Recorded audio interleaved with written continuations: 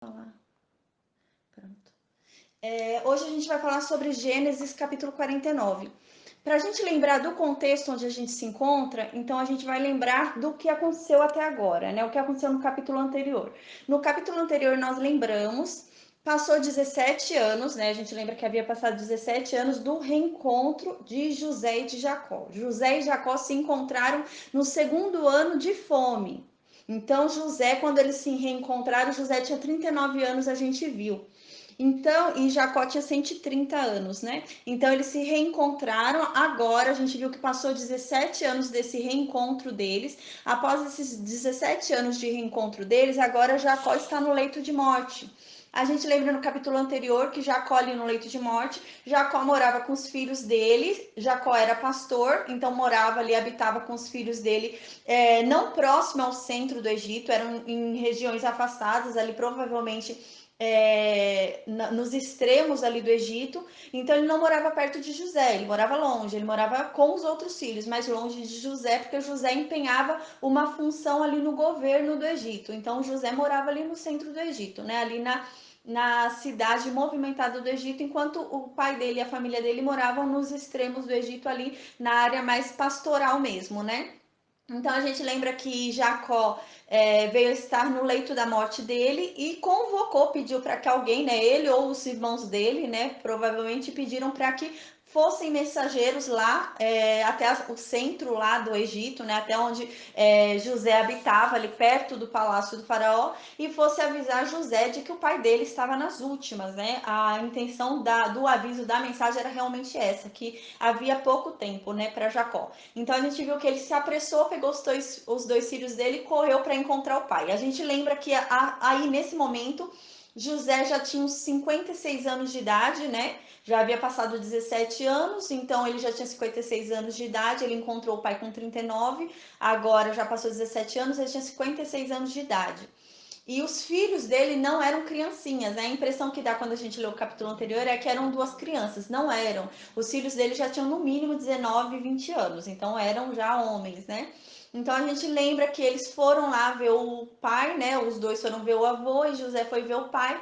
E no capítulo anterior a gente viu que Jacó então expressou a vontade dele que a primogenitura, né, a bênção da primogenitura, que seria a porção dobrada, recaísse sobre José, né, e não sobre Rúben, devido ao que o Rúben fez, por ter deitado com a mulher de Jacó, com a concubina de Jacó, né? Então, Jacó deixa claro que ele não quer que Rúben seja o primogênito. Rúben manchou um direito dele, né? Ele tinha o direito à primogenitura, porém ele o desonrou. Ele desonrou um direito que foi dado a ele, e agora a gente viu que no capítulo anterior Jacó deixa claro que esse direito então de primogenitura seja passado para José, e ele deixa isso muito claro. E ele pede então para que seja abençoado ali Benjamim e Efraim com a divisão das terras, né? Então a gente vê que ele fala com relação à divisão das terras no capítulo anterior, então ele deixa bem claro, ó, Deus me prometeu uma terra para toda a minha descendência, a terra de Canaã, então agora eu quero dividir o que é meu. Deus me deu uma terra, eu ainda não tenho a terra ali na minha mão, ainda não é propriedade minha, mas eu creio pela fé que é meu, então já vou dividir o que Deus me deu, né? Ainda que não esteja nas mãos de Jacó, Jacó começa a dividir aquilo.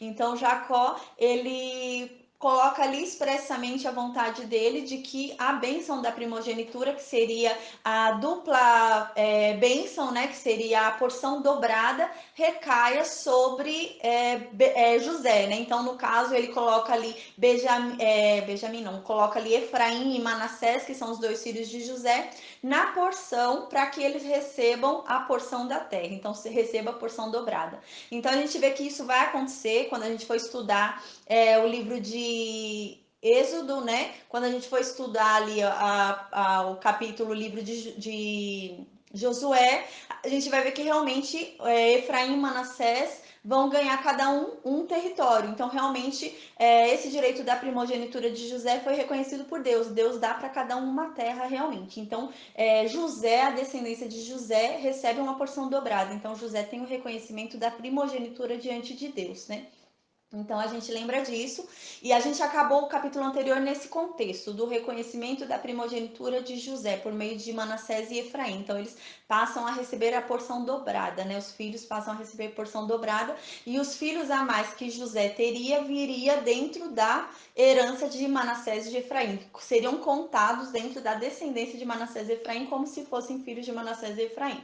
Porque José recebeu uma porção dobrada, ele recebe 2 vezes a terra ali, José.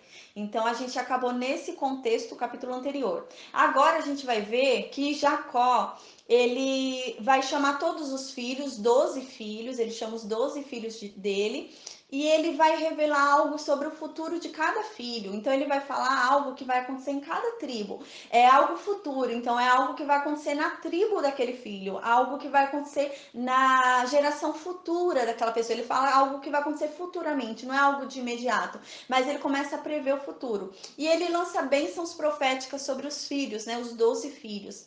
E a gente vai ver agora, estudando isso, essa bênção que Jacó dá aos filhos, a gente vê como é importante, a gente fala mais uma vez, relembra mais uma vez, como é importante o posicionamento do pai diante dos filhos em abençoá-lo ou não, ou amaldiçoá-lo, porque as palavras de Jacó vão se cumprir sobre a descendência dos filhos. Então, realmente, o que ele vai falar agora, a descendência dos filhos vai vir a ter isso em si. Então, realmente vai ser arraizado ali o que ele falar. Então, a gente vê como é importante, como é realmente algo extraordinário o poder de um pai sobre o filho, o poder de um pai e da mãe sobre um filho. Então, eles têm o poder de abençoar ou de amaldiçoar aquele filho. Então, realmente, a gente já havia visto que tem que ter muito cuidado com o que a gente fala com os nossos filhos, né?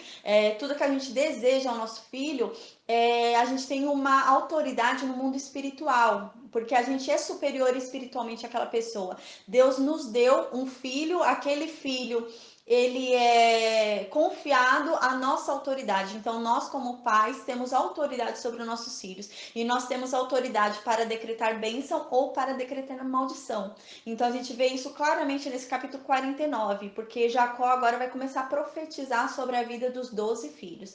E realmente, essa profecia dele vem a se cumprir. Então, é muito importante a gente tomar cuidado com o que a gente fala.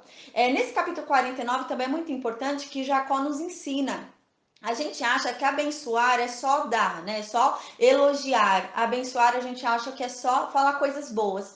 Mas Jacó ensina nesse capítulo que corrigir também é abençoar. Porque a gente vai ver que Jacó nesse capítulo ele vai corrigir alguns filhos. Ele não vai falar palavras boas para o filho. Ele, pelo contrário, ele vai dar correção. Porém, a correção, Jacó vai nos ensinar agora no capítulo 49, que a correção também é uma bênção. Às vezes a pessoa consegue alcançar coisas grandiosas por conta daquela correção. Se a correção não tivesse havido, a pessoa não alcançaria coisas extraordinárias, porque ela continuaria errando e aquilo impediria ela de alcançar aquela bênção, né? Aquela posição extraordinária. Então Jacó nos ensina que a bênção não é só passar a mão na cabeça, só elogiar, só falar coisas boas, mas a correção também faz parte da bênção, corrigir também faz parte da bênção e Jacó ensina isso. Uma coisa que é engraçada, antes da gente entrar agora no capítulo, no estudo do capítulo em si, é que Jacó, a gente lembra que roubou a bênção de Esaú, né? Se fingiu, disfarçou ali de Esaú para roubar a bênção do irmão. E quando Esaú chegou a Isaac e falou: pai, me deu uma bênção, não restou nenhuma bênção para mim, você não pode me abençoar com mais nada. A gente lembra que não sobrou nenhuma bênção, né? Então Isaac só tinha uma bênção para dar e acabou, não tinha mais nenhuma bênção para dar. Só que a gente vê agora que Jacó tem 12 bênçãos para dar. Então Jacó tem ali uma multiplicação de bênçãos realmente para dar. E ele vai dar uma para cada filho. Compreendendo que a correção também é bênção, né? Então ele vai dar também correção. Então no versículo 1 do capítulo 49 diz: Então Jacó chamou seus filhos e disse: Ajuntem-se a meu lado para que eu lhes diga o que lhes irá acontecer nos dias que virão. Então aqui Jacó assume um dom profético, ele se enche de profecia ali e ele chama todos os filhos dele, os 12 filhos dele, fala: ó, venham até mim que agora eu vou revelar coisas do futuro de vocês, o que vai acontecer no futuro das tribos de vocês, né? No futuro da descendência de vocês. Agora eu vou revelar, então venham aqui e me escutem. Aí no versículo 2 a gente vê que ele vai enfatizar isso. Então ele vai falar mais uma vez a mesma coisa para mostrar a importância daquilo que ele vai fazer. Então a gente lembra na Bíblia, né, que normalmente quando se repete é que a pessoa quer uma atenção especial àquilo, né? Então ele tá pedindo uma atenção especial ao que ele vai falar. Ele tá falando, ele vai repetir agora que ele falou no versículo primeiro, só que ele vai enfatizar ainda mais. Ele vai pedir mais atenção ainda, que eles prestem muita atenção no que vai ser dito.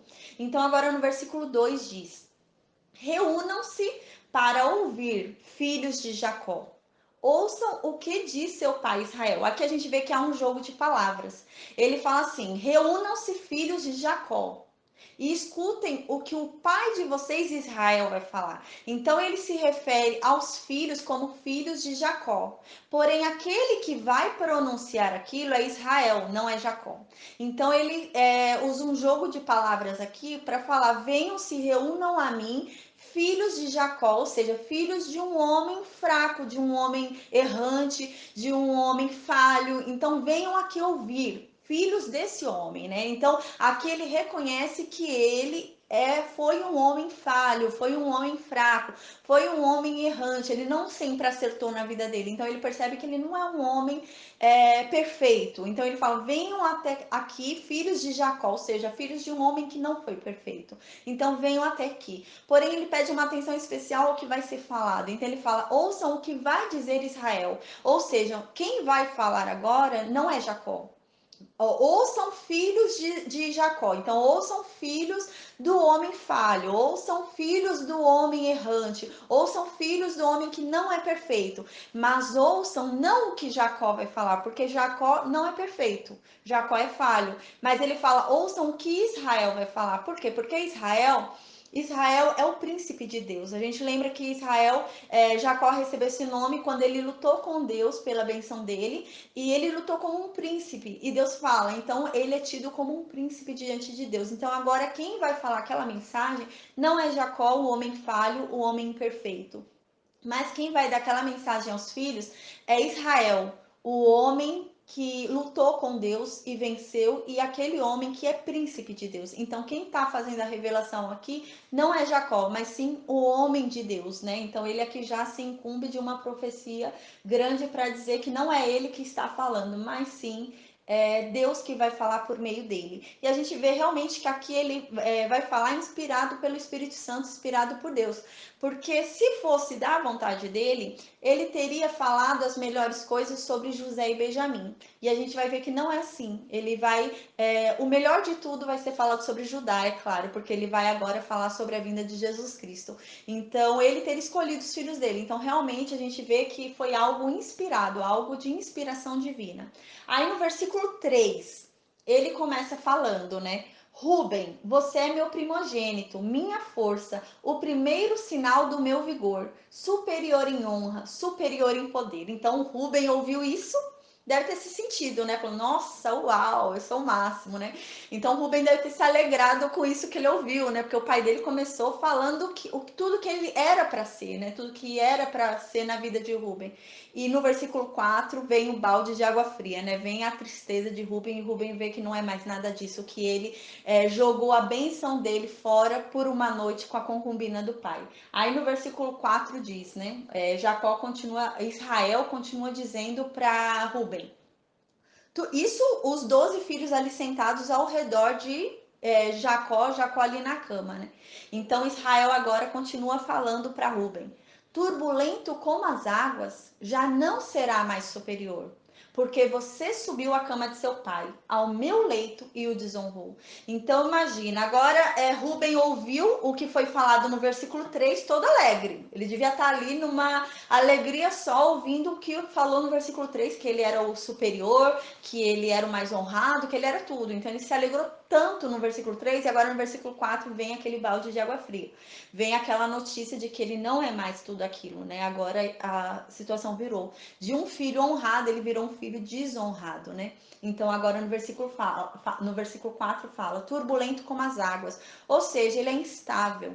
Como um mar que é traiçoeiro, né? Como um mar que é traiçoeiro, que uma hora tá tudo bem e do nada vem aquela onda e vira o barco e mata pessoas, é um mar que não é previsível. Assim é Rubem. Rubem também, ele é como as águas, ele é turbulento como as águas. Então ele faz as coisas sem pensar nas consequências. Ele segue os instintos dele quando vê aconteceu, né? Ele insiste naquilo quando vê o ruim, o mal já aconteceu, porque ele não soube se conter. Aí, continuando no versículo 4, já não será superior, né? Então aqui Jacó tira a primogenitura dele. Por conta dessa desonra, ele perdeu o direito dele, a dupla porção dele, né? A dupla porção da primogenitura dele.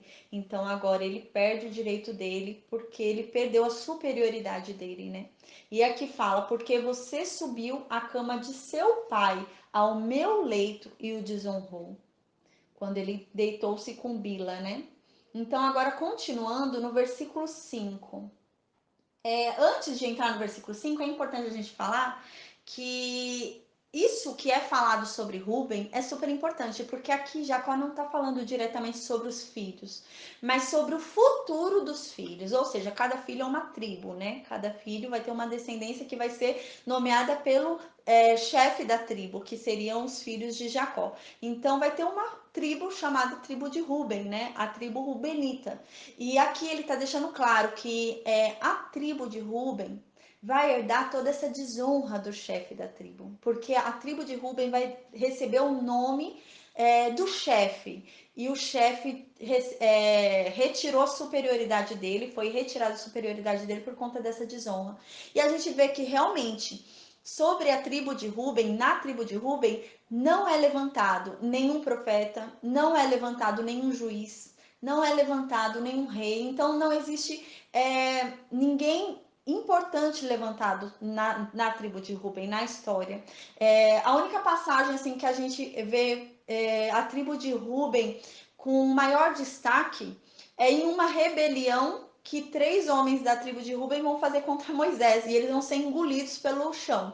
Então, infelizmente, essa tribo não tem nenhuma posição importante por conta disso, por conta dessa fala de Jacó, né? Por conta dessa bênção que Jacó deu. Então, por conta dessa bênção que Jacó deu e por conta do ato de desonra que Rubem cometeu, realmente a descendência dele não tem ninguém importante, não faz nada de importante a descendência dele.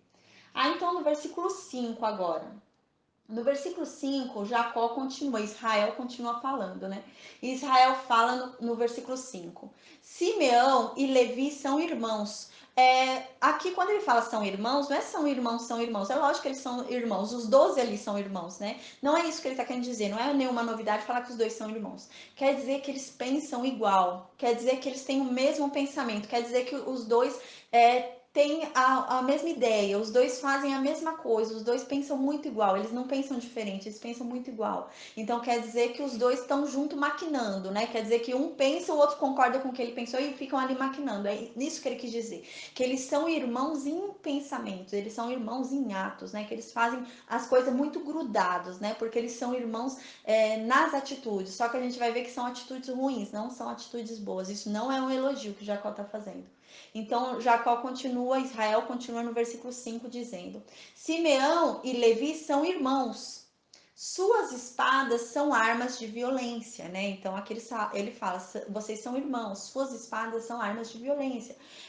Ou seja, a defesa deles é sempre o ataque. Então, a única coisa que eles conseguem pensar realmente é na violência. A única coisa que os satisfaz Simeão e Levi é a violência. A única coisa que eles conseguem fazer é a violência.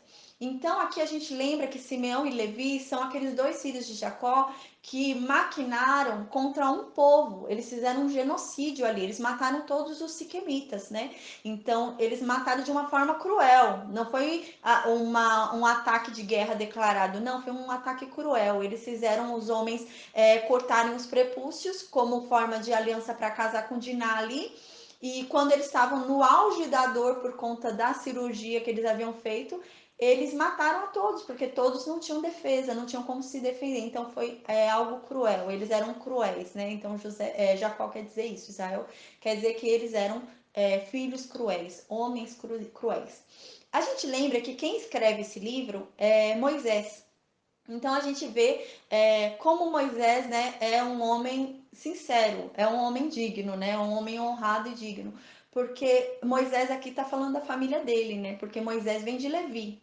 Então Moisés está falando aqui do antepassado dele, né, está falando das sujeiras do passado da família dele, né. Então Moisés não esconde as sujeiras do povo de Israel, não esconde as sujeiras dos seus antepassados. Moisés é claro, né, no posicionamento e fala claramente sobre tudo que houve para deixar claro que ninguém é perfeito, né? Porque a questão é essa, ninguém é perfeito, né? Mesmo que você siga ali, continue andando com Deus, até Abraão, a gente viu que Abraão não era perfeito, ninguém é perfeito, né? Então a gente vê realmente que não há essa perfeição. Até Jesus Cristo, quando foi chamado de bom, Jesus Cristo fala, não, bom é só Deus, né? Então, realmente não existe ninguém bom, não existe ninguém perfeito. Aí Moisés é muito claro, a Bíblia é muito clara nisso, né? Então a gente lembra que aqui, para Levi e para Simeão, Israel, ele não vai dar uma bênção de prosperidade, uma bênção assim como Ruben. Ruben não recebeu uma bênção assim de coisas alegres, de fartura, de coisas boas. Não, ele recebeu uma consequência dos atos dele, né? Abençoar também é você falar o que realmente aquela pessoa tem direito a colher, né? Ela planta e vai colher o que ela plantou. Então, aqui era um homem que estava inspirado pelo Espírito Santo falando, não era um pai vingativo, mas sim um homem pelo Espírito Santo falando.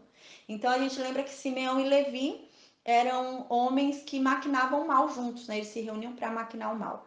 Porém, a gente lembra, né, que da tribo de Levi, da tribo de Simeão, não. Mas da tribo de Levi virão homens importantes.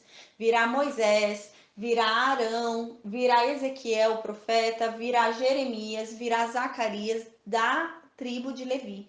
E a gente vai lembrar também que mais para frente a gente vai ver que a tribo de Levi vai ser resgatada por Deus. Então, uma tribo que tinha essa marca, essa mancha de sangue, foi resgatada por Deus e ela foi escolhida para ser a tribo de Deus, a tribo separada por Deus, e é uma tribo que só essa tribo podia ser cumprir o sacerdócio de Deus. Então a gente vê que é uma tribo que, de certa forma, ela vai ser abençoada, né? Aquela bênção, entre aspas, de Israel, que não era tanto uma bênção assim, era, na verdade, uma consequência, porque a gente vai ver que Israel agora vai espalhar Simeão e Levi pelas terras da promessa. Na verdade, isso vai ajudar, porque essa correção de Jacó vai vir dessa correção depois, futuramente, a gente vai ver que a tribo de Levi vai ser a tribo escolhida por Deus para representar a Deus. Então, eles vão ser muito abençoados. A maldição vai virar em bênção, né? Então vai ser algo grandioso. Então, agora no versículo 6, Israel continua falando para Simeão e Levi, os dois homens sanguinários ali, os dois filhos sanguinários dele que praticaram o genocídio lá em Siquém. Então ele continua falando com esses homens e ele começa a demonstrar o nível da maldade desses homens para a gente, porque realmente eles deviam ser cruéis. Porque no versículo 6 diz: que eu não entre no conselho deles, nem participe da sua assembleia, porque em sua ira mataram homens, e a bel prazer alejaram, pois, cortando-lhes o tendão. Então, aqui fala, eles não sabem controlar a ira deles, eles ficam nervosos e no nervosismo deles, eles deixam a ira deles controlarem ele, e a solução deles é o sangue, é a espada. E Jacó ainda fala mais, Israel ainda fala mais, fala que eles alejavam bois. Então eles provavelmente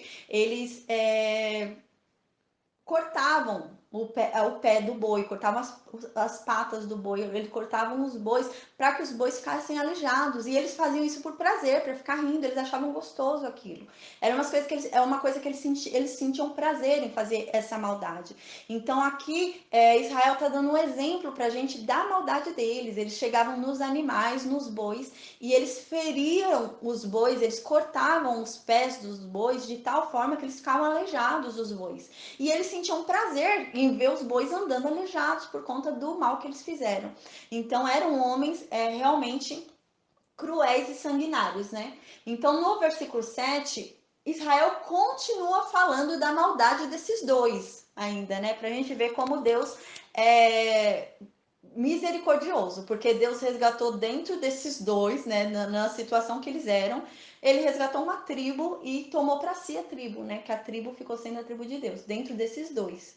Então, no versículo 7, Israel continua dizendo: maldita seja a sua ira. Então, aqui a gente vê algo extraordinário que Jacó ensina. Israel ensina pra gente. Ele tá falando que maldito é o pecado. Maldito não é o pecador. Então aqui ele está amaldiçoando o pecado deles. Mas ele não está amaldiçoando os filhos dele. Ele está falando, maldita é a ira de vocês. Então ele não está falando que malditos são os filhos. Então ele está amaldiçoando o pecado e não o pecador, né? Há uma grande diferença. Deus diz para amarmos o pecador. Deus ama o pecador, mas Deus não ama o pecado. Hoje em dia há muita confusão. Hoje em dia a pessoa ama o pecado, né? A pessoa não entende que há uma divisão. Você tem que amar o pecador, mas você não tem que amar o pecado dele. Você tem que amar o pecador, mas o pecado não. Então hoje há essa confusão, né? Então as pessoas acabam hoje querendo amar o pecado, mas não. Aqui Jacó nos ensina claramente, Israel nos ensina claramente que ele ama os filhos dele, ele ama Simeão e Levi, mas ele odeia o pecado deles. Então aqui ele deixa bem claro isso. Então ele fala no versículo 7: maldita seja a sua ira tão tremenda e a sua fúria tão cruel. Eu os dividirei pelas terras de Jacó e os dispersarei em Israel. E essa palavra foi tão forte, mas tão forte, que eles foram dispersos. Simeão e Levi, eles foram dispersos pela terra de Canaã. A gente vai ver o que? Levi, ele vai ser chamado como a tribo de Deus, para servir a Deus. A gente vai ver por quê mais para frente. Eles vão ser a única tribo que vão defender a Deus, que não vão se curvar à idolatria em um determinado momento. Por isso eles vão ser escolhidos como a tribo de Deus. A gente vai ver isso depois no livro de Êxodo. Então, realmente, isso que ele está falando no versículo 7 vai acontecer, aconteceu, eles foram espalhados. Então, olha o poder da profecia de um pai, olha o poder da boca de um pai, do que o pai pede para que aconteça com o filho, acontece.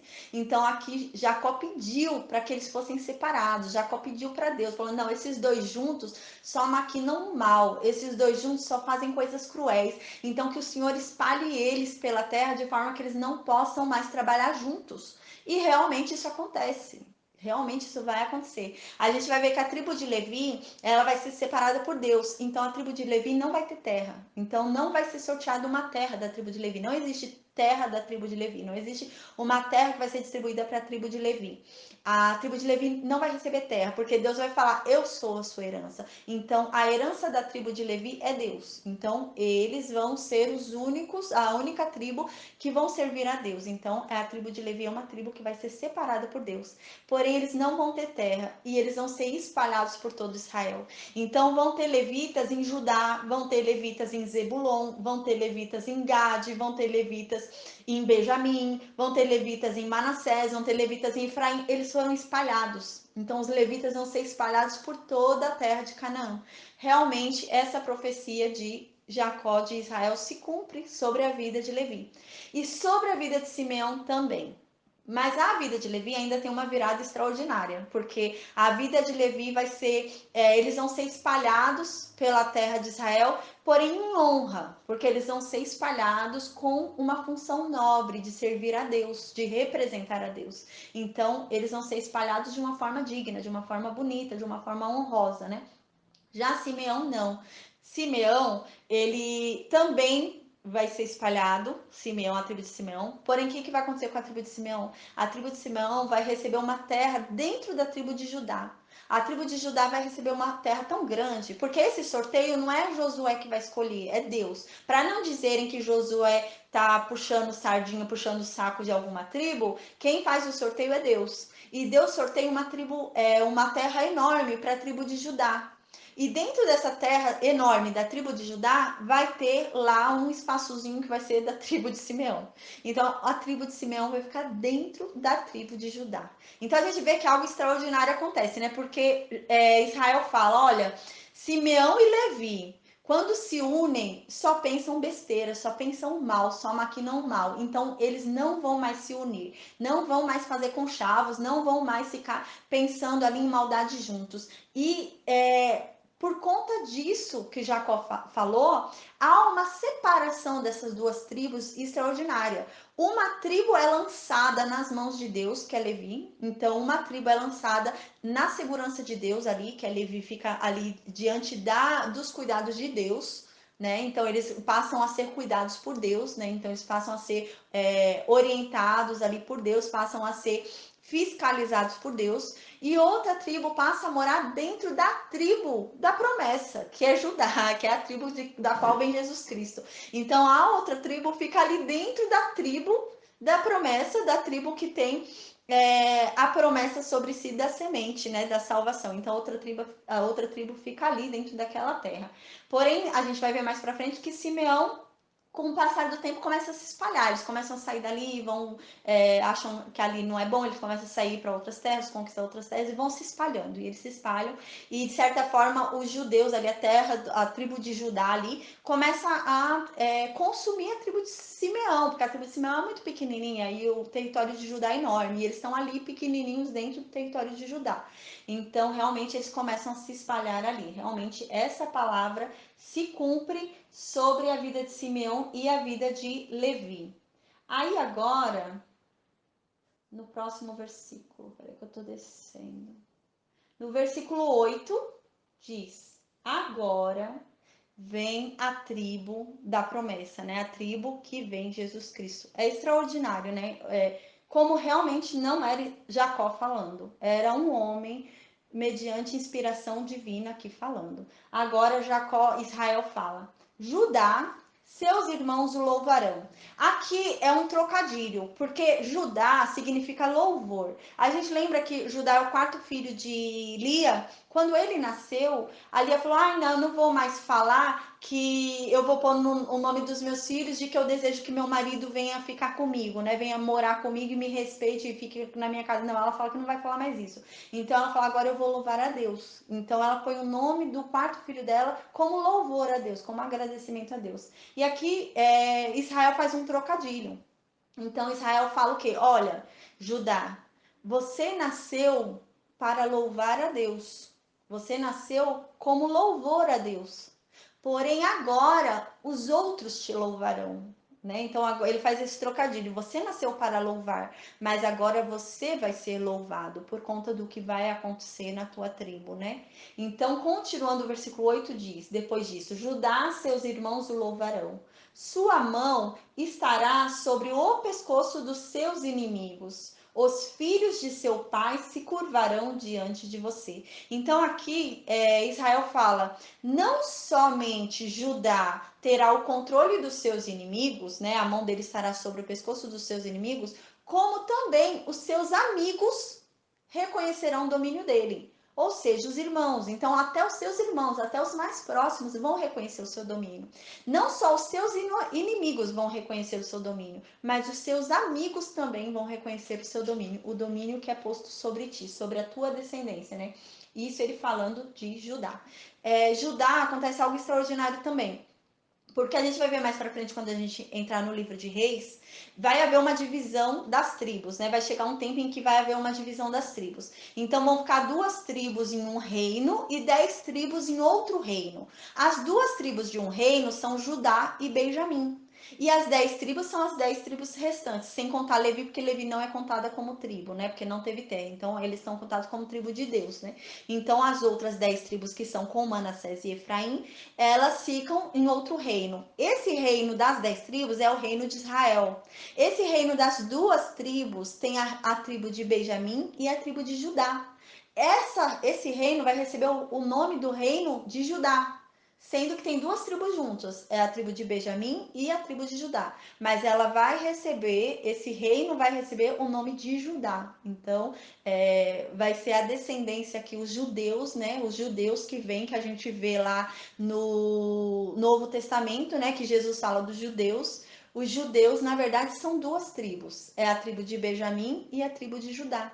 Mas como eles vieram do reino de Judá, eles são judeus. Mas é da tribo de Benjamim e da tribo de Judá. E os outros 10 são os samaritanos, que a gente vai ver mais pra frente, vai estudar e vai entender por que eles são chamados de samaritanos, né? Então, eles são samaritanos, os outros 10. E esses dois aqui, essas duas tribos de Judá e de Benjamim, são os judeus, que é o reino de Judá, né? Então a gente vê que realmente algo extraordinário aqui acontece na tribo de Judá.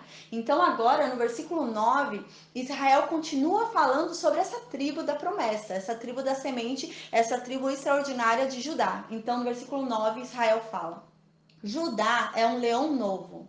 Você vem subindo, filho meu, depois de matar a presa.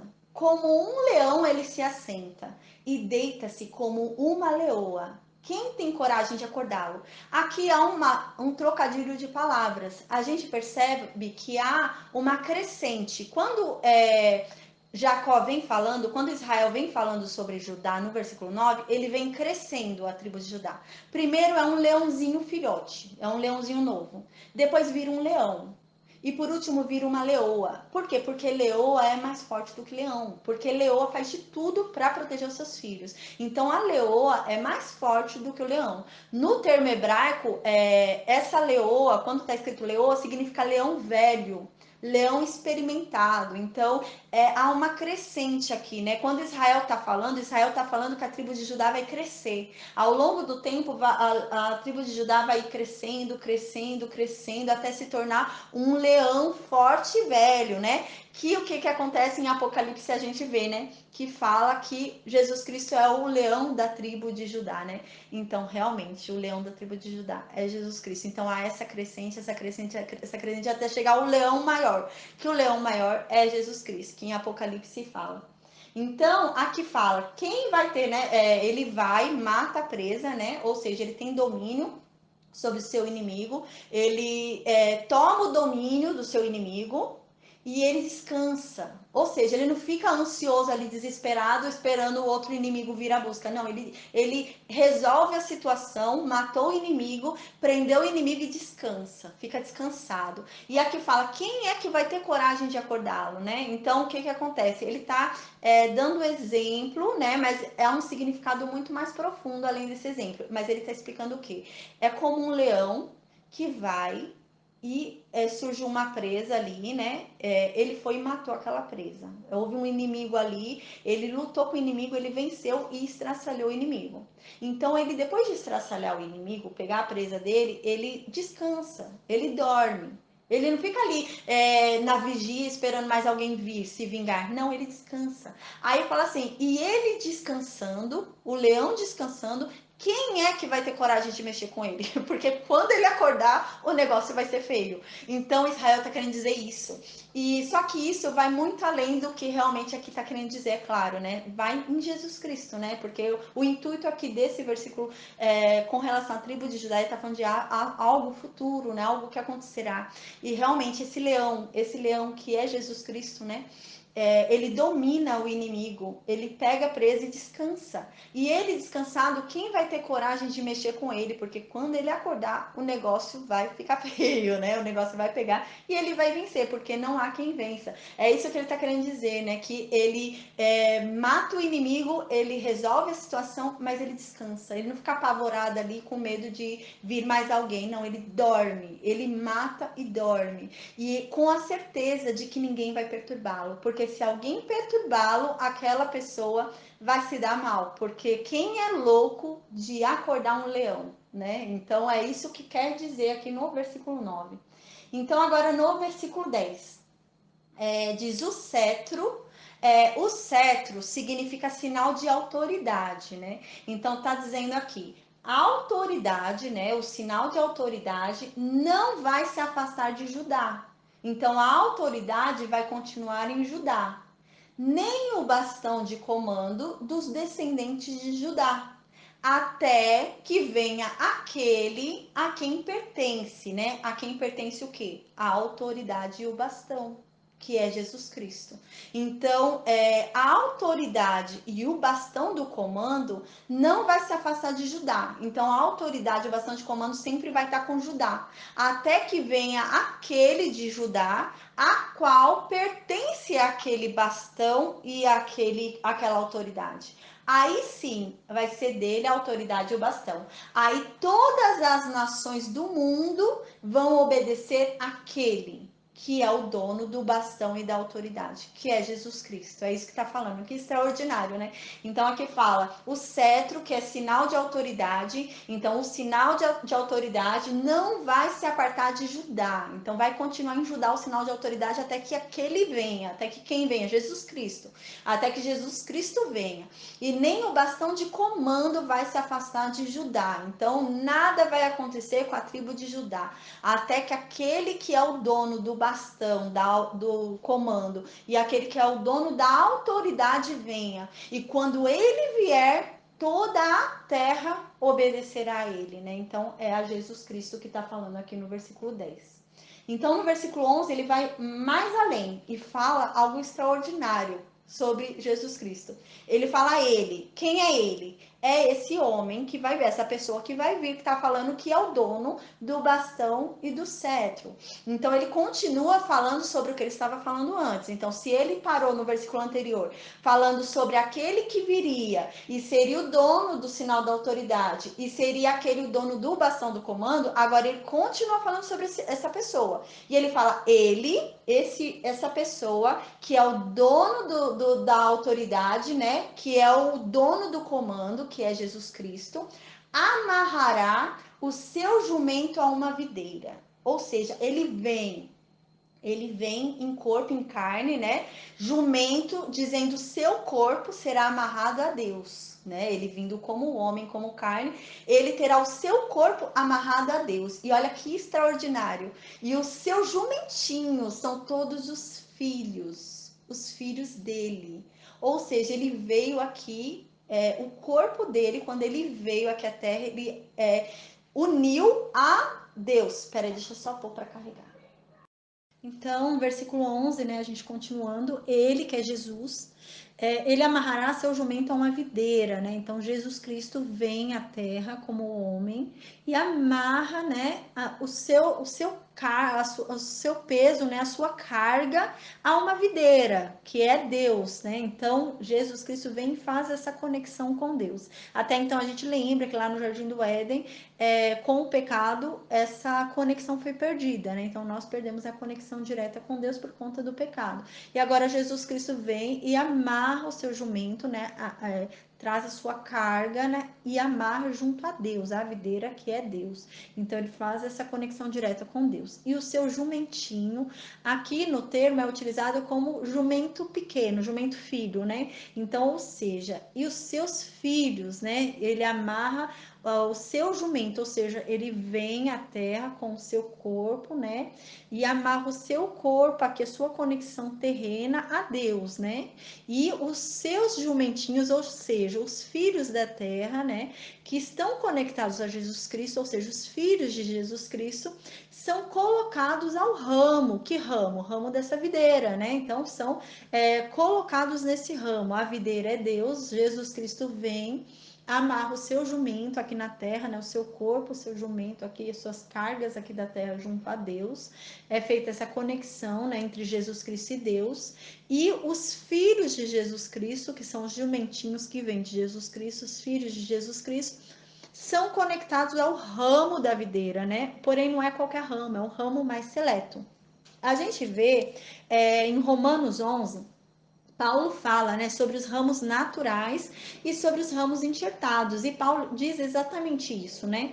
Que Jesus Cristo, né, ele veio e nos conectou a Deus. E nós somos colocados nessa videira, né, nessa árvore, né, como ramos. Porém, os ramos naturais são o povo escolhido, o povo da promessa são os ramos naturais dessa árvore, né? E nós não somos os ramos naturais, nós somos os ramos enxertados, nós somos os ramos que são incluídos por cirurgia, mas que não era dali, mas nós fomos enxertados. No no contexto aqui em Romanos, fala realmente que o que acontece. Paulo diz em Romanos 11 que a raiz, né, é santa. Então, toda raiz que é santa, que no caso a raiz é Deus, e a gente vem dessa raiz, tem a videira que é Deus, vem dessa raiz, e tem os galhos ali que somos nós, né? Os galhos naturais, os ramos naturais são o povo escolhido, e nós somos os ramos enxertados, somos os ramos que não deveriam estar ali, mas agora estão. Então, aqui em Romanos 11, Paulo diz, né, porque provavelmente os gentios começaram a julgar os judeus, porque os judeus começaram, os gentios, na verdade, começaram a falar que os judeus, eles não mereciam mais, não faziam mais parte da videira, não eram ramos ali da videira e eles agora eram, né? Então aqui Paulo diz, fala assim, não, ó, prestem atenção, não sejam ignorantes. Vocês só são ramos enxertados hoje porque os ramos naturais saíram. Mas por que que os ramos naturais saíram? Porque foi da vontade de Deus que eles saíssem, para que os gentios pudessem entrar. Então foi um plano de Deus que eles se fechassem para que vocês pudessem receber a salvação também.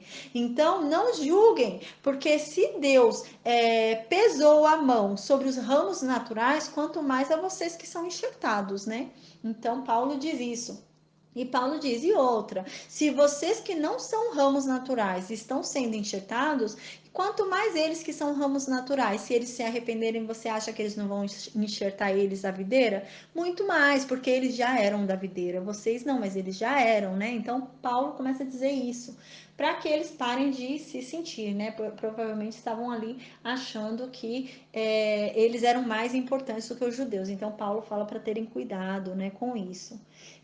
Então aqui a gente vê que no versículo 11 fala claramente sobre isso que ensina em Romanos 11. No versículo 11, repetindo, diz: Ele, que é Jesus Cristo, amarrará o seu jumento a uma videira, que é Deus, né? Então Jesus Cristo vem e faz essa conexão com Deus, que é a videira, e os filhos de Jesus Cristo serão um ramo mais seleto, ou seja, serão os galhos formosos, né? Serão os galhos naturais dessa videira, né? Porque eles são os galhos naturais. Nós, gentios, somos os galhos que fomos enxertados, não somos naturais, nós fomos ali colocados. Aí então, terminando o versículo 11, diz: lavará novinho as suas roupas, né? Aqui tá querendo dizer, não é, vai lavar novinho a roupa, vai sair a roupa vermelha, né? Vai sair a roupa suja.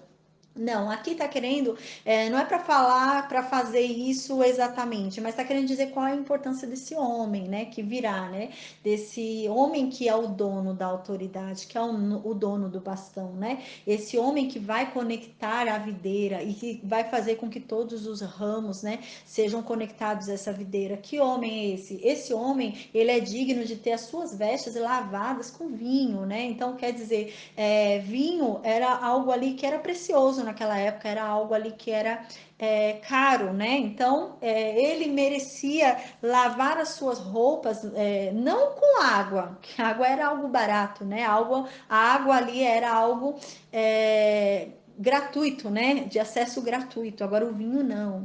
Então fala que no caso, né? Você teria que lavar as roupas desse homem com vinho, com aquilo que for mais precioso, você lavaria as roupas desse homem, né? Com água não, a água é de graça, a água é barata, então não é com água que se lava. Esse homem é digno de ter suas roupas lavadas com aquele líquido que for mais precioso, né? E fala que no sangue das uvas as suas vestimentas devem ser lavadas, né? No sangue das uvas não está querendo dizer a expressão realmente de sangue, quer dizer que assim as uvas devem ser espremidas, que até o último pingo do suco delas deve ser lavado as vestimentas, né? Então as vestimentas significa o quê? Significa capa, significa manto. Então, até no sangue das uvas, né, até a última gota dessa uva, espremendo até a última gota dessa uva, deve ser lavada o manto desse homem, né? Então, esse homem não é qualquer homem, né? Aqui ele está querendo mostrar qual que é a qual que é a condição desse homem, né? O que que esse homem significa? Esse homem é tão importante que as roupas dele não merecem ser lavadas com água, merecem ser lavadas com o líquido mais caro que existir, porque esse é um homem que merece ser honrado. Então fala que o manto dele, né, a capa dele deve ser lavada com o sangue da uva, ou seja, todo o suco da uva ali integral, natural, todo o suco ali deve ser colocado para lavar o manto desse homem, né? Então aqui mostra, expressa a importância desse homem, né? De Jesus Cristo, qual a importância dele. Então no versículo 12, seus olhos serão mais cintilantes do que o vinho. Então quer dizer aqui que os olhos de Jesus Cristo são mais vivos do que o vinho, né? A gente olha para o vinho e ele nos chama, né? Você olha e se atrai por aquilo, você olha e deseja aquilo, você olha e sente vontade daquilo, ou você toma e sente prazer naquilo, você se alegra com aquilo, né? Então aqui está dizendo, os olhos dessa pessoa, desse homem, de Jesus Cristo, serão mais vivos do que o vinho, né? Mais vivos. Você olhará para os olhos dele e você sentirá muito além do que você sente ao olhar para o vinho. Se você olha para o vinho e sente desejo, você toma o vinho e sente prazer, sente alegria, quanto mais os olhos desse homem, né? Quando você olhar para essa pessoa que virá, né? Os olhos deste homem serão muito mais cativantes, muito mais atrativos do que o óleo do vinho, do que o vinho, né? Do que a cor do vinho. Então aqui fala, ainda continua no versículo 12: seus dentes mais brancos que o leite. Aqui está querendo dizer que o falar desse homem é um falar puro, é um falar limpo, né? Seria um falar bom, um falar agradável, né?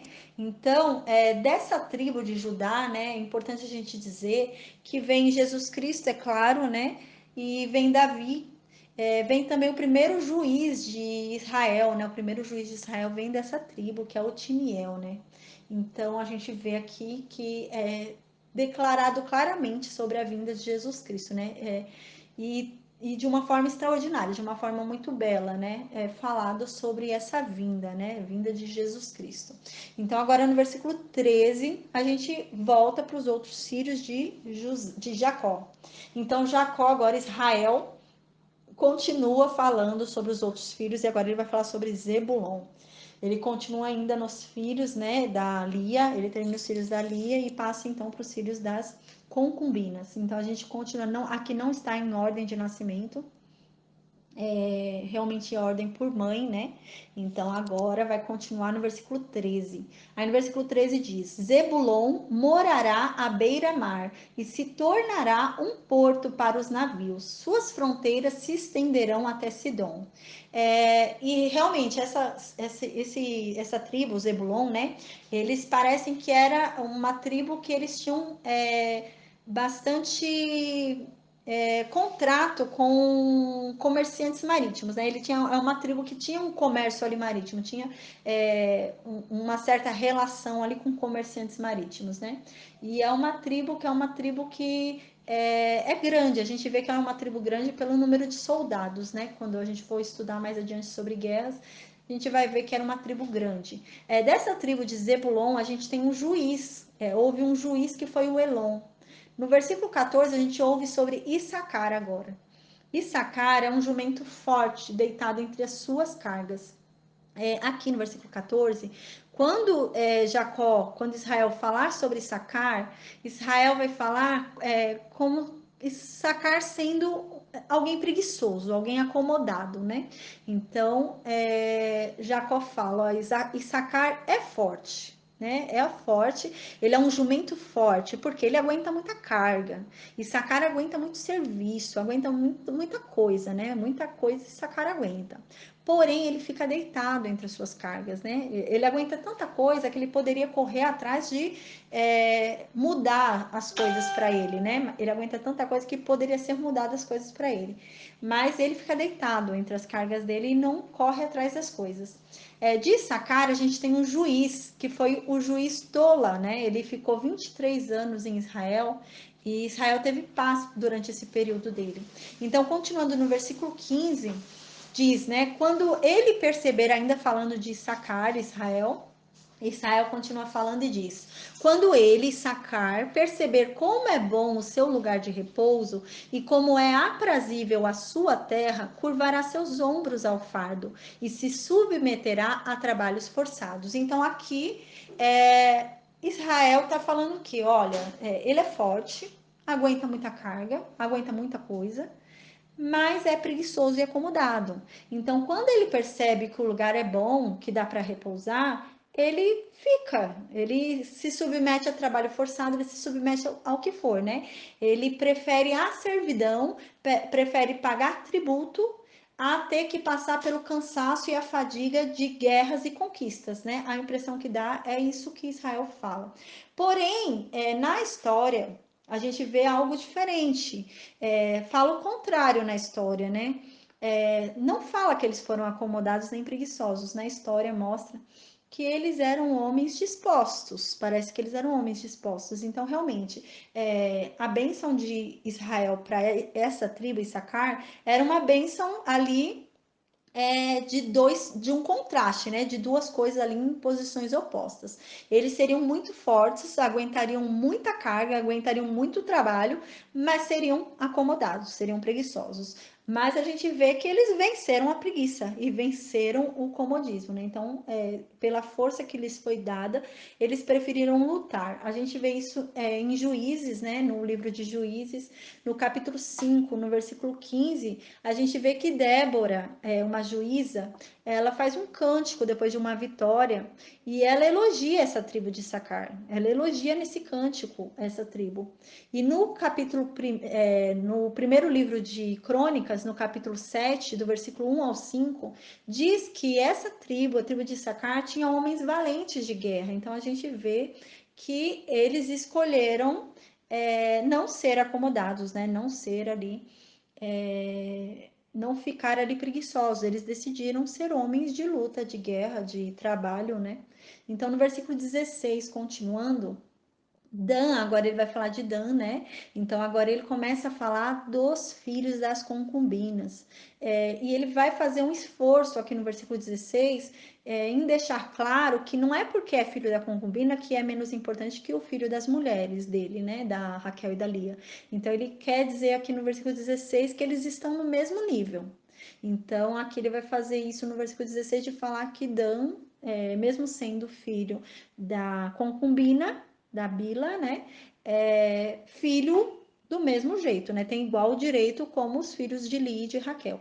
Aí ele fala no versículo 16: Dan defenderá o direito do seu povo, como qualquer das tribos de Israel. Então, assim como qualquer outro filho meu, Dan também tem os direitos de igual outro filho meu, igual Ruben, igual Judá, Dan também. Ele também vai ter o direito de representar o povo de Israel, né? Não é porque é filho de concubina que ele não vai ter direito de representar o povo de Israel. Ele também tem direito de representar o povo de Israel. Aí no versículo 17 diz: Dan será uma serpente à beira da estrada, uma víbora à margem do caminho, que morde o calcanhar do cavalo e faz cair de costas o seu cavaleiro. Então aqui a gente vê que fala que essa tribo seria uma tribo de estratégias, né? Não seria uma tribo que enfrentaria os inimigos sem ter uma estratégia. Eles teriam uma estratégia ali para vencer os seus inimigos. E a gente percebe isso realmente em Sansão. Sansão era dessa tribo, né? Ele foi um juiz de Israel e ele era dessa tribo realmente. E ele era um estrategista, né? A gente vê bastante estratégias na história de Sansão. Até na morte dele, ele foi estrategista ali, né? Ele montou um estratagema para matar muitas pessoas ali na morte dele, né? E na morte dele ele matou muito mais do que em vida, né? Então a gente vê como era estrategista. Então realmente essa tribo era uma tribo de estratégia. Aí no versículo 18, Israel continua falando ainda sobre a tribo de Dan. Ele fala: ó Senhor, eu espero a tua libertação. A gente vê que a tribo de Dan, né, fala no versículo anterior a gente viu que é como uma serpente, né, que ela vai e morde o calcanhar, né, do cavalo, o cavalo se assusta e ela começa a vencer assim. Então, algumas pessoas entendem que a tribo de Dan seria uma tribo como se fosse uma tribo, não é falsa, mas uma tribo que distorce, né? Que ela não segue aquilo que realmente era para ser, que ela engana, que ela é traiçoeira, é uma tribo traiçoeira, né? Então, a gente vê que assim, a tribo de Dan vai receber a terra deles prometida, porém eles vão acabar saindo, indo para outras terras, porque os amorreus vão acabar pressionando eles ali na tribo, na terra que eles ganharem, né? Que forem sorteadas, e eles vão acabar indo para outras terras. E nisso, algumas pessoas dizem, né? Como que foi traiçoeiro, né? Que eles acabaram sendo traiçoeiros com o que Deus deu, né? Porque eles acabam saindo ali da terra que Deus deu para eles e vão para outras terras. Então, algumas pessoas se utilizando disso, dizem que o anticristo viria dessa tribo, né? Mas aqui, nesse capítulo, nesses versículos, não há nada assim.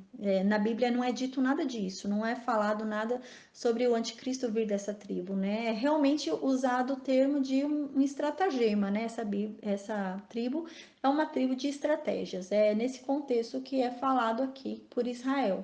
Aí no versículo 19, Gad, né? Gad significa tropa, Gad significa bando, né? Então aqui há um trocadilho de palavras, assim como houve em Judá. Aqui é um trocadilho de palavras. E Israel fala: ó, Gad, você é um bando, né? Gad significa bando, significa tropa. Então você vai ser atacado por um bando, por uma tropa, né? Então significa que Gad seriam soldados, seriam homens valentes, homens de guerra, um bando, uma tropa de guerra. Porém, eles seriam atacados por outro bando, por outra tropa, por outros soldados, né? Mas para que ele ficasse tranquilo, que ele ia vencer, né? Ele pode ser atacado, mas ele é que vai vencer. Pode ficar tranquilo que no final você é que vai vencer. Não tenha medo, né? Isso que quer dizer aqui no versículo 19.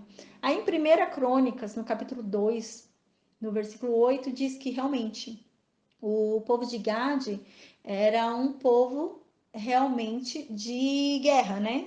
Eram soldados ali de guerra.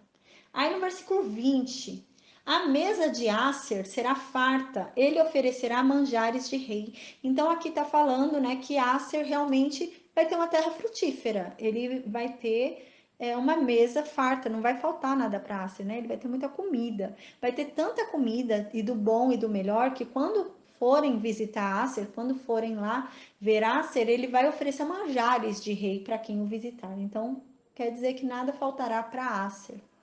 Então, agora no versículo 21.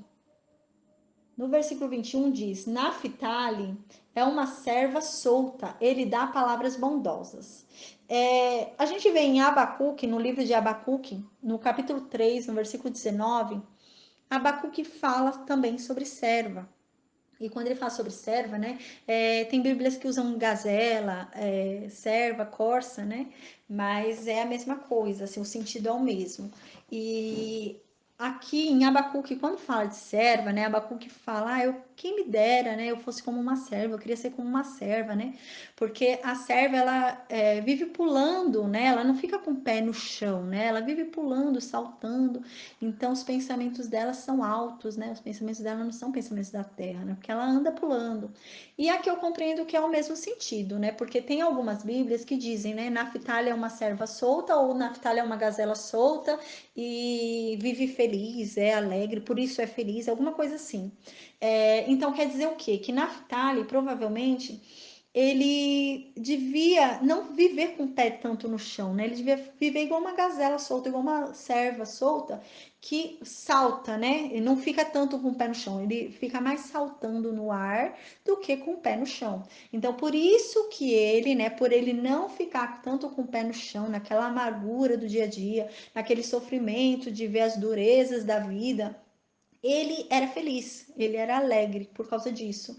E nas outras Bíblias dá a entender, na verdade, o termo significa a mesma coisa, né? Ele conseguia falar palavras bondosas, ele conseguia falar palavras bonitas por causa disso, né? Porque ele vivia com os pensamentos altos, assim, ele vivia fora da realidade, né? Ele não vivia com os pés assim fincados no chão na realidade. Então, ele conseguia ainda oferecer palavras boas. Então, ele não era aquela pessoa que vivia falando palavras amargas, né? Porque a vida é difícil, aí vivia falando coisas amargas. Não, ele vivia falando palavras boas, porque ele vivia como uma gazela solta. Então, ele vivia com os pés fora do chão, né? Então, por isso ele era feliz. É isso que está querendo dizer. Dessa tribo, uma pessoa importante que teve foi Baraque. Baraque era da tribo de Naphtali, né? Ele, a gente encontra ele na história ali quando a juíza Débora, né? Deus fala com a juíza Débora e a juíza Débora fala que Baraque foi chamado para ser o libertador do povo de Israel, né? Ele tinha que vencer ali, a matar o inimigo do povo de Israel. Porém, Baraque, ele fala que ele não vai, que ele só vai se Débora for junto, né? E quando ele fala isso, Débora fala, ó, tá bom, eu vou junto com você, mas por causa disso, a honra não vai ser mais sua agora. A honra vai ser de uma mulher. Então, o problema não foi ele ter chamado uma mulher, né? Isso daí é machismo, assim, achar, o problema foi que ele chamou uma mulher. Não, o problema não é esse. Podia ser um homem, podia ser quem fosse, né? Não é porque ele chamou uma mulher. A questão é que quem mandou ele ir foi Deus. Quem falou com ele foi Deus. Então Deus estava com ele. Só que ele achou que a companhia de Deus não era o suficiente. Ele não quis a companhia de Deus, ele queria a companhia da Débora. Ele falou: ah, não, só com Deus eu vou com você, Débora. Então, isso não foi bom, né? Ele não, a presença de Deus não o bastava. Ele queria ir com uma mulher, queria ir com Débora. Ele confiava em Débora, mas não confiava em Deus, né? Porque Deus mandou ele ir, mas ele confiava mais se Débora fosse. Então, esse foi o problema de Baraque, né? E realmente a honra foi para uma mulher. Ele fez totalmente diferente de Moisés, né? A gente lembra não, a gente vai ver, na verdade, quando a gente for estudar sobre Moisés, vai chegar um momento em que Deus vai falar para Moisés, ó, vai com esse povo, né, no deserto. Moisés estava lá com o povo que havia saído do Egito, e Deus vai falar, vai com esse povo e eu não vou mais com vocês não, vou mandar um anjo. Um anjo vai com vocês, mas eu não vou mais não, esse povo aí reclama muito, eu não vou mais com vocês não, vai com um anjo. E a gente vê que Moisés vai falar, ó, não, Senhor, se o Senhor não for com a gente, eu não vou. Daqui eu não saio. Eu só saio daqui se o Senhor for junto. Se o Senhor não for, eu não vou. Então a gente vê que o posicionamento de Moisés foi diferente, né? Moisés queria ir com Deus. Agora Baraque não. Baraque tinha Deus com ele, mas ele queria ir com a Débora. Ele confiava mais na Débora, né? Então, essa é a situação de Baraque. E ele foi da tribo de Naphtali, né?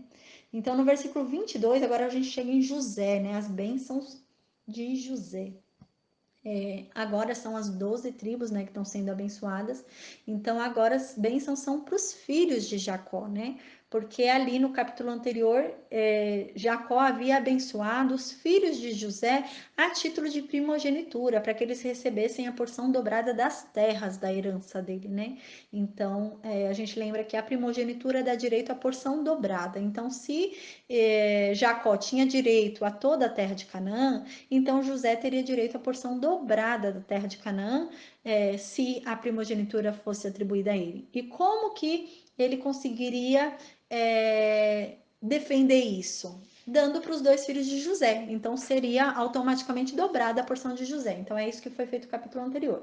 Agora ele vai abençoar o filho dele, as 12 tribos, que inclui José, que é o filho de Jacó. Então agora Israel fala para José e diz no versículo 22: José é uma árvore frutífera à beira de uma fonte, cujos galhos passam por cima do muro. Então aqui está falando que José é tão frutífero, mas tão frutífero, que os frutos dele, né, estão caindo no vizinho, tá? Já pulou o muro da casa dele e já tá indo pro vizinho, né? Então tá querendo dizer o quê?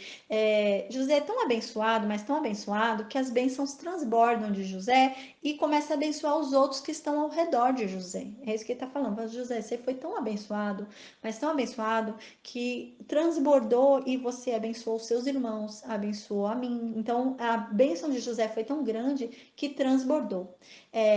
De José, nós temos como grandes personagens essa juíza Débora, né, que fala com Baraque.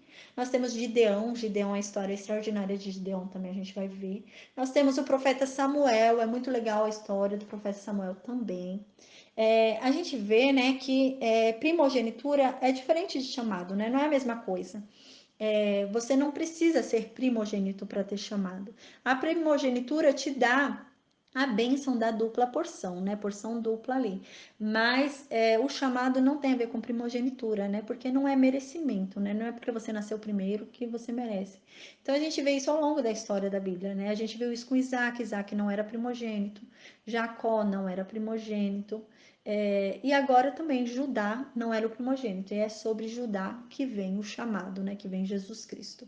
E agora, então, a bênção da primogenitura, a bênção da dupla porção, realmente caiu sobre José, a bênção da primogenitura, mas o chamado caiu sobre Judá. Aí no versículo 23, Israel continua falando ainda para José. Com rancor, arqueiros o atacaram, atirando-lhe flechas com hostilidade. Então, o que que acontece? Aqui, Israel está falando, olha, aqui ele está falando dos irmãos de José, né? Na verdade, está falando dos irmãos de José, dos inimigos de José, de todo mundo que fez mal a José. Então, ele está falando, olha, as pessoas te fizeram como um alvo. Você era o alvo das pessoas. As pessoas começaram a atirar flechas em você e você era o alvo dessas pessoas. E essas pessoas começaram a te tratar mal, né? A flecha era o quê? Era hostilidade. Então as pessoas começaram a te machucar. Você virou o alvo das pessoas e as pessoas começaram a te ferir, começaram a te machucar, começaram a te fazer mal. Aí no versículo 24 ele diz: Mas você, José, permaneceu com seu arco firme.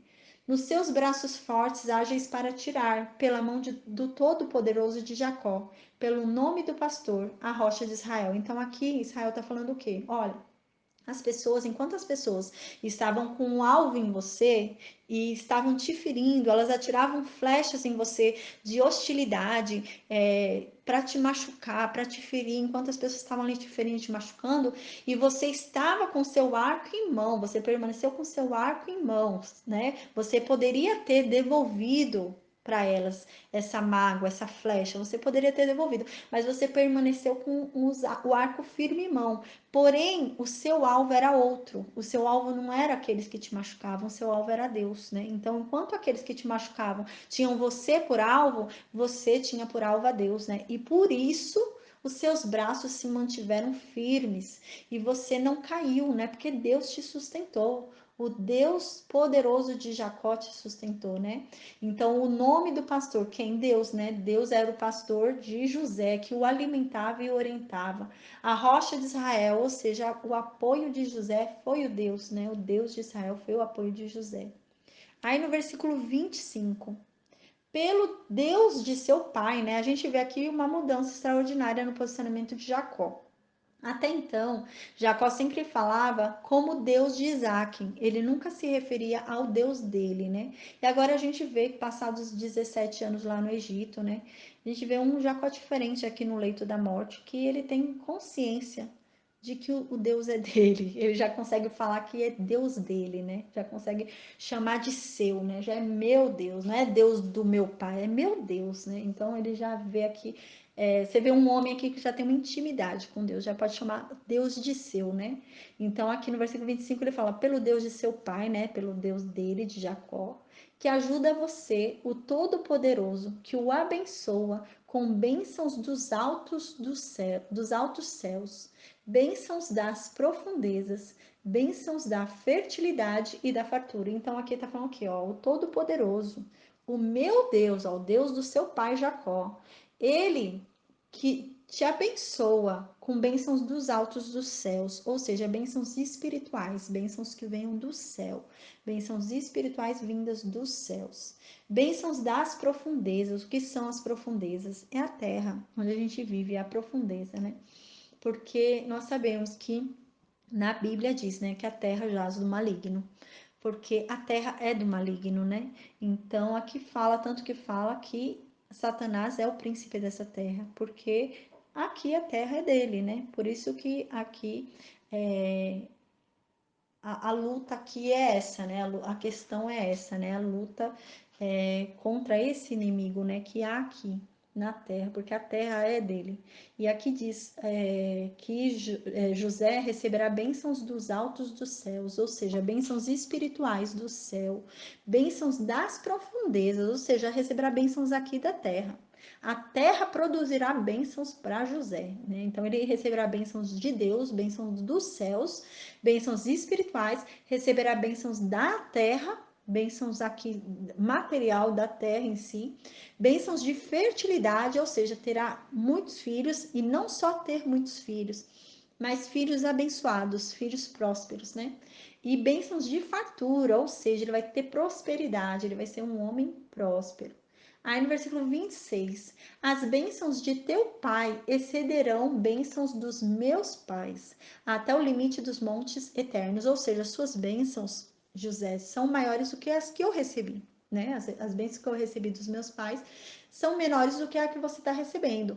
E as bênçãos que eu estou te dando não tem limite, vai até o limite dos montes eternos, ou seja, não tem limite. Que todas essas bênçãos repousem sobre a cabeça de José, sobre a fronte daquele que foi separado dentre os seus irmãos.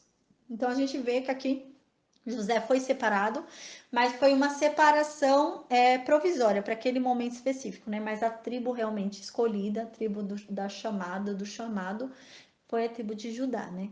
Então no versículo 27, Benjamim é um lobo que despedaça pela manhã, devora a presa e à tarde divide o despojo.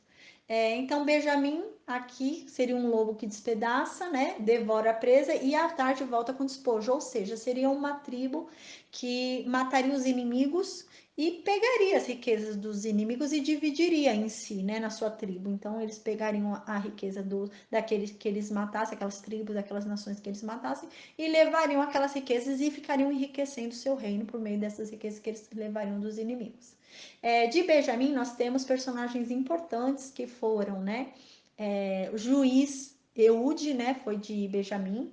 O rei Saul, que é o primeiro rei de Israel, foi de Benjamim. Mardoqueu e Esther eram da tribo de Benjamim. E o apóstolo Paulo, né? O apóstolo Paulo também era da tribo de Benjamim. Aí no versículo 28, para finalizar, são esses os que formaram as 12 tribos de Israel. E foi isso que seu pai lhes disse, ao abençoá-los, dando a cada um a bênção que lhe pertencia. Então aqui a gente vê que são 12 tribos, foram 12 tribos abençoadas, né? E Efraim e Manassés foram abençoados por José. Então a bênção de José expande para Efraim e Manassés. Foram 12 tribos abençoadas, sendo Efraim e Manassés abençoados por José. E são ali 13 tribos para a divisão da terra, né? Para a divisão ali concreta da terra de Canaã, seriam 13 tribos, contando com Manassés e Efraim. Só que a gente vai ver mais para frente que, na verdade, vão ser 12 tribos realmente que vão dividir a terra. Porque Levi não vai ter terra, né? Então, realmente são 12 tribos. Vão ser Manassés e Efraim e mais 10 tribos. E a tribo de Levi não vai ter tribo de Levi. Então vai sair a tribo de Levi e entra mais uma tribo no lugar, né? Que Manassés e Efraim são 2 e Levi não vai ser contado como terra. Então a gente vai ver isso mais para frente. Então, para fins de bênçãos, são 12 tribos por fim de bênçãos, né? Mas a gente vê que são 13 tribos o total, porque tem a tribo de Manassés e a tribo de Efraim, que é chamado pelo nome deles, né? A tribo de Manassés e a tribo de Efraim, realmente. E tem a tribo de Levi, porém a tribo de Levi não tem terra, né? Então a terra de Canaã foi dividida por 12 tribos realmente, tirando Levi, e teve Manassés e Efraim. E a tribo de Levi contada realmente como tribo, então são 13 tribos, mas é tribo separada por Deus. Então, na divisão de terra, foram 12 tribos que receberam a divisão da terra, porque Levi não recebeu, mas ao todo são 13 tribos, porque Manassés e Efraim têm tribos, então eles são chamados pelos líderes que são Manassés e Efraim, então são 13 tribos ao total. Porém, a divisão da terra de Canaã, a gente vai ver que são sobre 12 tribos, que sai Levi. Levi não é computado. Então, no versículo 29 diz o seguinte, do capítulo 49. A seguir, Jacó deu-lhes estas instruções: Estou para ser reunido aos meus antepassados. Sepultem-me junto aos meus pais na caverna do campo de Efron, o Etita, né? Então a gente lembra que aqui Jacó estava reunido, pediu para os 12 filhos ficarem ali ao redor dele. Jacó deu as bênçãos para cada um filho, revelou o futuro, o que aconteceria ali com cada tribo, né? E agora, terminado isso, terminada essa profecia de Jacó, essa bênção de Jacó, essa revelação de Israel, agora ele fala mais uma vez que ele quer ser levado para Canaã, né? A gente lembra que ele já havia falado isso para José, quando José teve com Jacó, com seu pai ali, e entrou Manassés e Efraim, e eles foram abençoados pela porção dupla da primogenitura.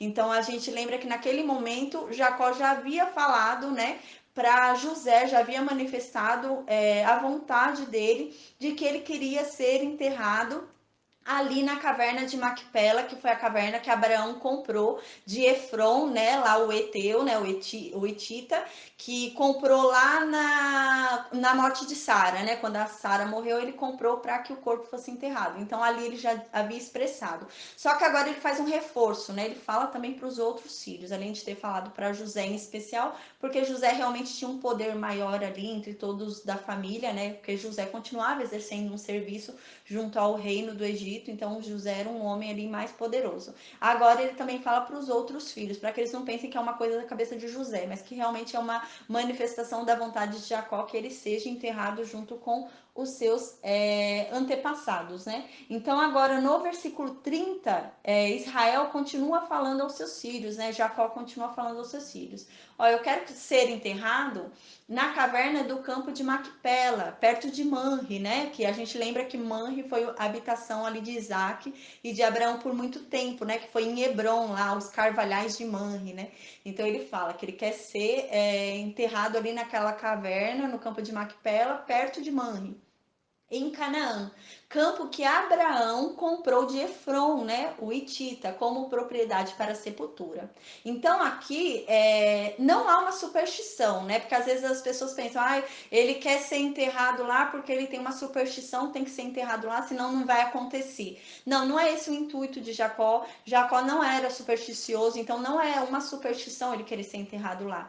Mas ele cria tanto que aquela terra era dele, a gente já viu isso, que ele fez a divisão da terra, ele reuniu os filhos e dividiu a terra e falou que queria que a porção dupla daquela terra fosse para José, e agora ele fala, não, eu quero ser enterrado na minha terra, né? Então não é uma superstição, ele realmente reconhecia que aquela terra era dele, então ele já tomava posse de algo, né, que ainda não era dele, que nem seria em vida dele, porque ele já estava morrendo fora daquilo, mas ele cria que a descendência dele realmente ia tomar posse daquela terra. Aí no versículo 31, ele continua falando, né? Ali foram sepultados Abraão e Sara, sua mulher. A gente lembra quando a gente falou sobre a morte de Sara, eu argumentei e mostrei na Bíblia os versículos que dizem que Sara e Abraão não estavam separados, porque muita gente, porque Abraão estava longe de Sara, na morte de Sara, e ele veio até ela, falam que eles haviam se separado. Mas na Bíblia não diz isso, não tem essa observação na Bíblia. A gente viu isso quando estudou a morte de Sara, né? Eu argumentei por meio da Bíblia, né? Por fundamentos dos versículos bíblicos, e agora é mais um fundamento. Aqui no versículo 31 a gente tem mais um fundamento sobre isso, que eles não estavam separados.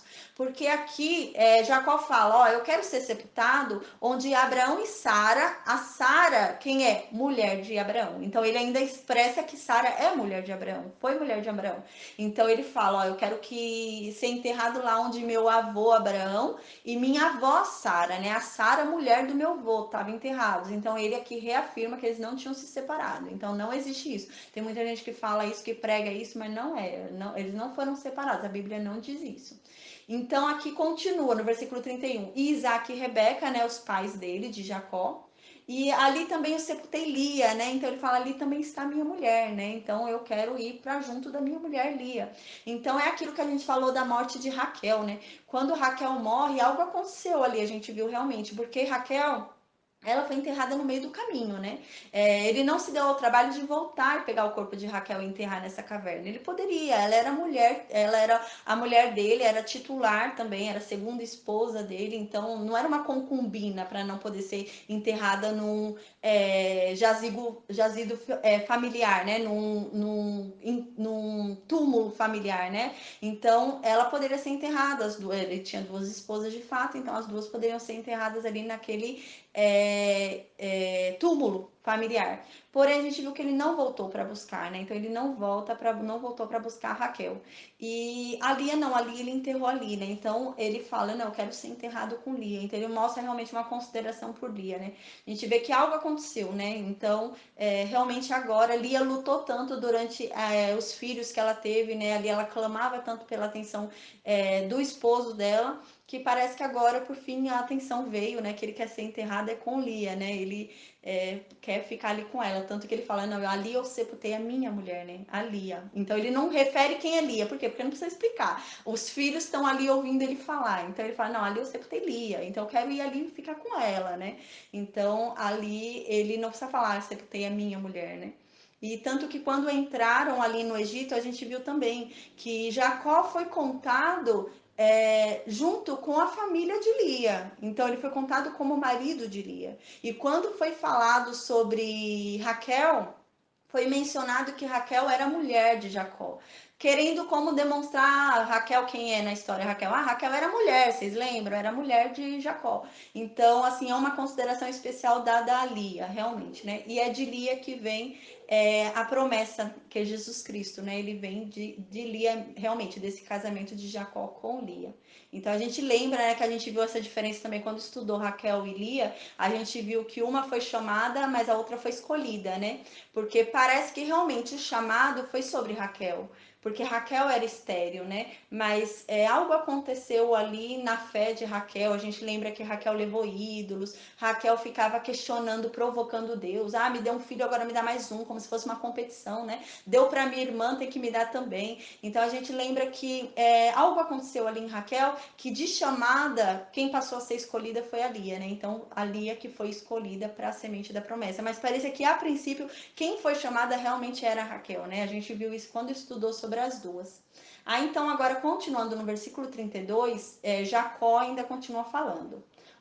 Tanto o campo como a caverna que nele está foram comprados dos hititas. Então aqui ele está falando, gente, vocês não vão ter problema para me enterrar lá. Vocês vão me enterrar lá porque é propriedade nossa. Abraão comprou. A gente tem provas, porque naquela época não existia papel assim da gente escrever, assinar e reconhecer firma, mas havia uma solenidade. Então eles faziam os tratos negociais ali com testemunhas, tinham selos que eles carimbavam, né, tudo. Então era por pedra, né? Naquela época falava por pedra, então era pedra, às vezes usava papiro, dependendo da época, mas era algo assim mais, né, grosseiro, mas tinha como comprovar. Ele fala, não tem como questionar, a gente foi comprado dos hititas, a gente tem como comprovar isso, né, foi feito ali na solenidade do portão, né, da terra, né, dos hititas. Então foi ali feito no portão. A gente lembra que o portão se faziam essas negociações, né, e ali tinha testemunho. Então ele tá falando, gente, não vai ter impedimento,